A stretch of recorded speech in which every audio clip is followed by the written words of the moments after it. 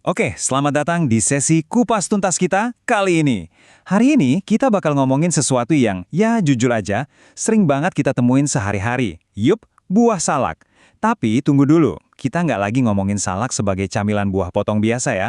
Kita bakal lihat gimana buah bersisik ini sebenarnya adalah semacam kanvas kosong buat seni kuliner modern dan percaya deh, potensi agribisnis yang nilainya tinggi banget. Coba deh jujur sama diri sendiri. Pernah nggak sih ngerasa bosen sama olahan salak yang gitu-gitu aja? Kayak ujung-ujungnya buah ini cuma jadi pencuci mulut standar di meja makan.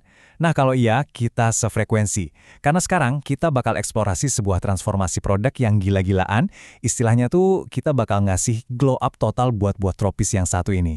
Nah, biar gampang ngikutinnya, ini dia peta jalan obrolan kita. Kita bakal mulai dari potensi tersembunyi buah salak, lanjut ke inovasi camilan premium, terus masuk ke tren minuman segar, olahan kuliner masa kini, dan pastinya ditutup dengan strategi tampil kekinian. Perjalanan seru banget dari sekedar buah mentah jadi produk gaya hidup premium. Yuk langsung aja. Kita masuk ke bagian pertama, yaitu tentang potensi tersembunyi buah salak. Gini, sebelum kita ngomongin yang enak-enak, kita harus paham dulu apa masalah inti dan peluang besar di baliknya. Kuncinya tuh ada di dua hal, naikin nilai jual dan perpanjang masa simpan.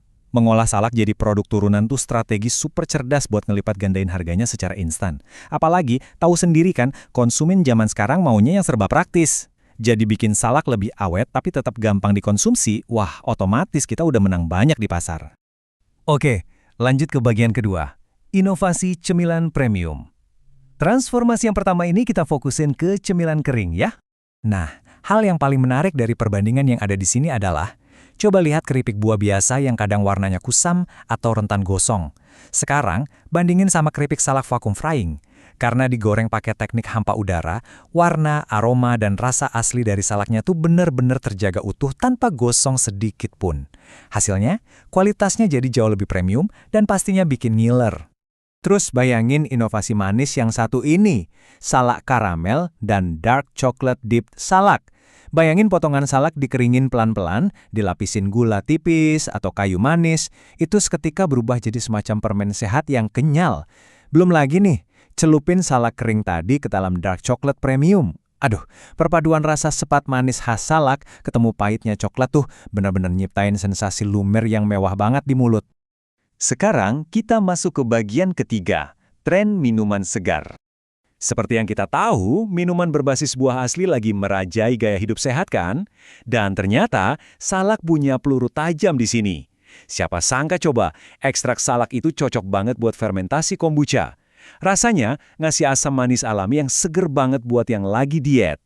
Terus, di sisi lain ada sirup salak konsentrat, lengkap sama pulp atau potongan buah aslinya.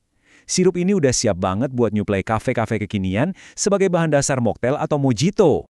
Tapi tunggu dulu, bijinya jangan dibuang. Ini hack zero waste yang mind-blowing banget menurut aku. Biji salak yang biasanya langsung kita lempar ke tempat sampah, ternyata bisa disangrai dan dihalusin jadi kopi biji salak. Ini jadi alternatif minuman herbal tanpa kafein yang aromanya wah khas banget. Mengubah limbah jadi minuman bernilai jual tinggi, itu si genius ya. Lanjut lagi ke bagian keempat. Olahan kuliner masa kini. Dari ranah minuman, kita lihat gimana salak merambah ke dapur gourmet.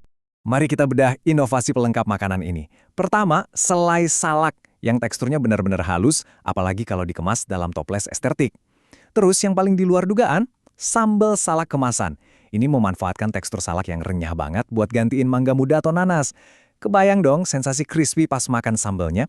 Terakhir, ada salak dalam sirup, tapi versi rendah gula, dengan sentuhan daun mint. Jadi ini tuh semacam alternatif buah kalengan yang jauh lebih modern dan sehat. Oke, sampailah kita di bagian kelima. Strategi tampil kekinian. Ini bagian yang paling krusial. Punya produk sehebat apapun, nggak bakal laku maksimal kalau cara jualnya jadul kan? So, kuncinya tuh ada di 4 pilar pemasaran modern ini.